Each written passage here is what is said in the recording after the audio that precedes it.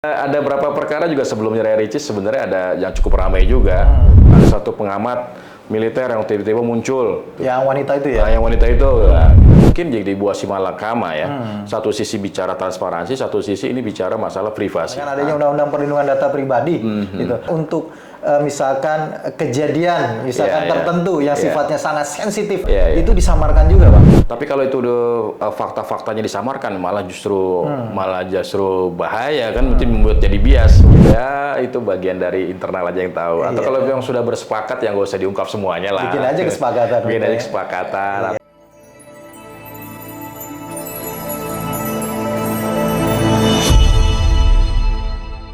Assalamualaikum warahmatullahi wabarakatuh. Kembali lagi di YouTube channel Halo Pengacara. Apa kabarnya sahabat Halo Pengacara? Semoga dalam keadaan sehat walafiat selalu ya.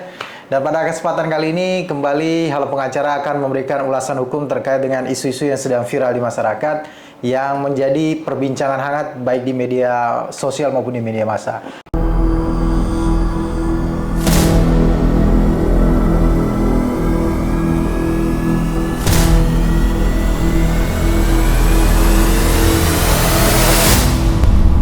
Kembali bersama Bang Nasrullah Nasution, SHMKN. Pada kesempatan kali ini, kita mau ngulas terkait dengan isu yang sedang viral juga nih Bang, terkait dengan salinan putusan perkara gugatan cerainya Ria Ricis ya terhadap suaminya Teuku Ryan yang katanya sudah diunduh sebanyak 600 kali di situs atau websitenya Mahkamah Agung. Ini mau kita tanyakan nih Bang, sebenarnya Bang, salinan putusan itu khususnya ya dalam perkara perceraian ya, berarti perkara hukum perkawinan begitu ya. Apakah ini memang terbuka atau dapat diakses oleh publik, Bang?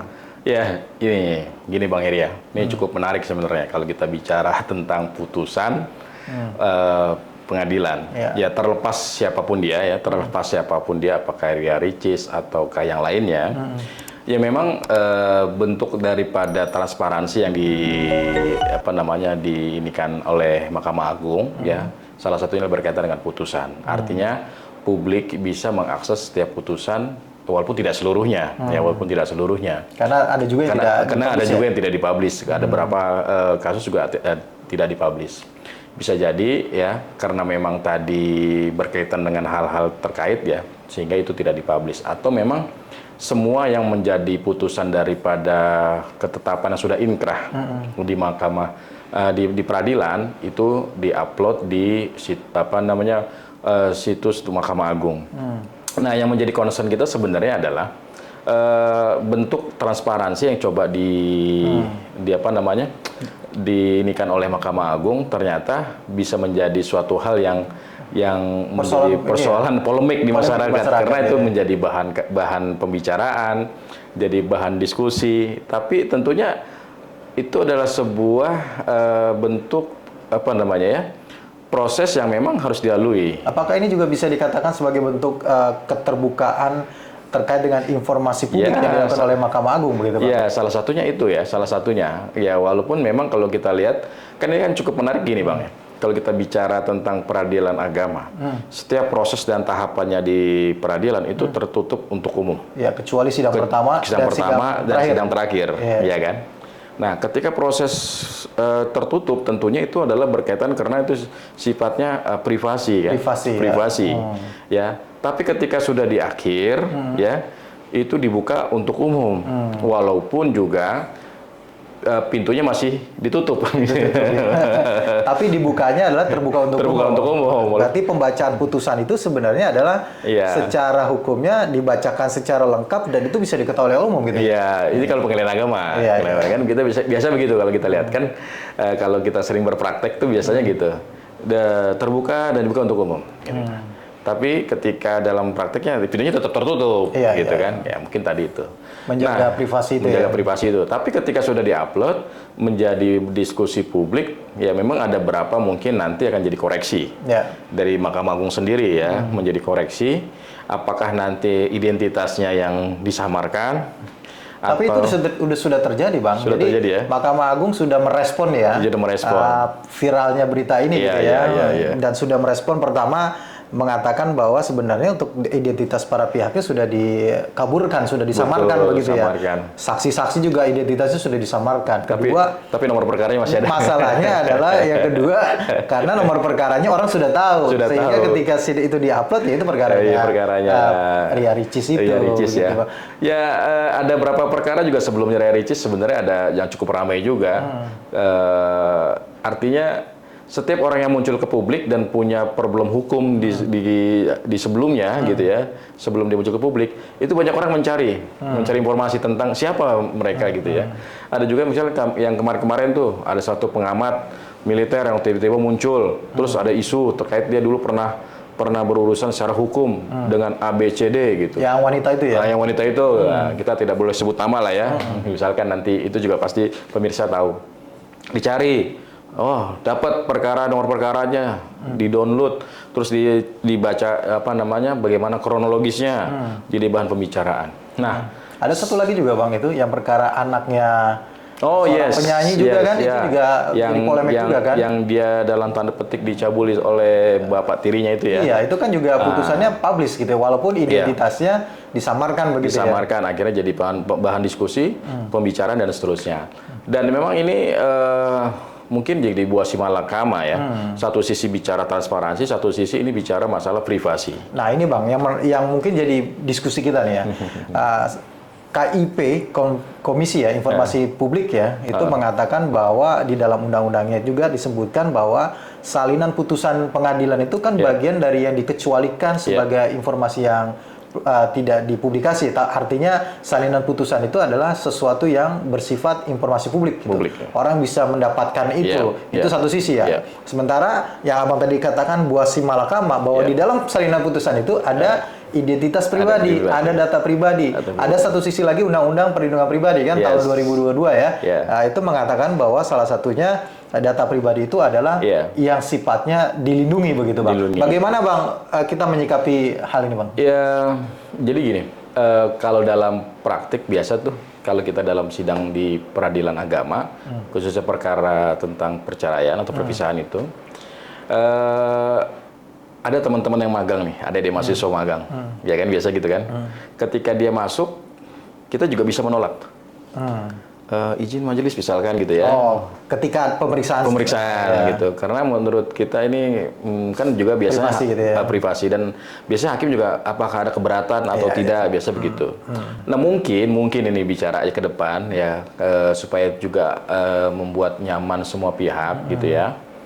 Bisa jadi ketika sudah dibaca putuskan, apakah dia memberikan persetujuan gitu ya, misalkan persetujuan gitu ya, bahwasannya putusan ini akan dipublikasikan, ada persetujuan atau tidak. Walaupun sebenarnya itu juga jadi polemik juga nantinya gitu kan. Karena ini gini Bang, maksudnya maaf saya potong ya, ini kan perlakuannya sebenarnya sama ya? Sama. Artinya untuk tidak hanya terkait dengan public figure begitu tidak, masyarakat semua. Biasa juga mengalami hal sama, salinan putusan itu kemungkinan besar akan dipublikasikan begitu. Betul. Walaupun kita temukan juga ada beberapa perkara yang tidak dipublikasikan begitu ya Bang. Sebenarnya dengan adanya putusan-putusan yang di Mahkamah Agung ini yang diupload di internet ya atau di dunia di web mereka, itu sangat membantu buat masyarakat. Ya terlepas perkaranya perkara privat atau bukan, tapi sangat membantu di masyarakat yang berkaitan dengan mencari informasi. Mencari informasi. Oh, perkara ini dulu sudah contoh kasus begitu ya? Ya, contoh kasus. Perkara ini dulu udah pernah digugat. Putusannya apa ya? Oh, dikabulkan gitu ya? Misalkan dikabulkan. Tapi kita nggak punya salinannya. Akhirnya searching dan cari dan dapat. Ya, walaupun salinan resminya harus tetap dimintakan, dimohonkan. Karena itu kan diambilnya dari web ya. Ya, tapi minimal akhirnya informasi yang ada beredar bisa disesuaikan dengan putusan yang mereka dapatkan. Ya, gini Bang, satu sisi itu juga bermanfaat bagi masyarakat. Sangat bermanfaat. Tapi di satu sisi juga bagi yang menjadi pihak di dalam perkara itu menjadi sesuatu yang kekhawatiran. Pernah juga kita mengalami klien kita yang mengatakan ini putusannya akan dipublikasi atau tidak gitu Nah, tapi kita nggak bisa menjamin karena memang publikasi atau tidak itu ada pada Mahkamah Agung. Nah, dengan kondisi seperti itu Bang, dengan adanya Undang-Undang Perlindungan Data Pribadi gitu, apakah dimungkinkan ya kalau sementara ini Mahkamah Agung mengatakan bahwa identitas nama pemohon, saksi dan segala macam disamarkan, apakah mungkin bisa juga untuk misalkan kejadian misalkan tertentu yang sifatnya sangat sensitif misalkan. Jadi kan yang dipersoalkan itu ya. Ada beberapa kejadian dalam putusan dari Aricis itu yang menjadi polemik gitu Bang. Itu disamarkan juga Bang? Ya seharusnya bisa juga gitu ya. Artinya walaupun ketika disamarkan bukan identitasnya. Kalau identitas oke lah misalkan disamarkan. Tapi kalau itu fakta-faktanya disamarkan malah justru bahaya kan, mungkin membuat jadi bias. Gitu ya. Iya dong. Kalau misalkan disamarkan nih sebenarnya kayak gimana? Orang pengen tahu gitu kan. Kok disamarkan atau dibuat jadi tanda tanya atau dibuat tanda garis atau dibuat kan malah justru nggak pas gitu ya. Tapi memang kalau menurut undang-undang sudah itu termasuk yang dikecualikan, saya rasa ya semua pihak harus legowo dan harus. Ya mungkin lebih ininya lagi mungkin dari sisi pemohon kali ya atau si penggugatnya. Ya untuk urusan yang sifatnya sensitif nggak usah dimasukkan dalam gugatan begitu ya. Jadi bahasanya yang simpel-simpel aja begitu ya. Ya ada banyak juga saran misalkan yang sifatnya sensitif nggak usah disampaikan dalam gugatan, dokumen resmi lah gitu ya. Resmi kalau cukup ya itu bagian dari internal aja yang tahu. Atau kalau memang sudah bersepakat yang nggak usah diungkap semuanya lah. Bikin aja kesepakatan. Atau apa ya hal-hal yang biasa-biasa saja kan. Kalau ini kan akhirnya timbul pasca putusan timbul saling klarifikasi. Iya, saling klarifikasi, saling membenarkan begitu saling ya. membenarkan dan ini menjadi semakin loh ini nggak kelar-kelar ini sampai kapanpun gitu kan, karena harusnya itu selesai di peradilan. Perkara itu ternyata masih terbawa. Oke, baik Bang. Ini Mahkamah Agung beritanya sudah menutup akses download untuk salinan putusan ini Bang. Apakah itu menjadi solusi Bang? Saya rasa sedang ada evaluasi kali ya, sedang ada evaluasi.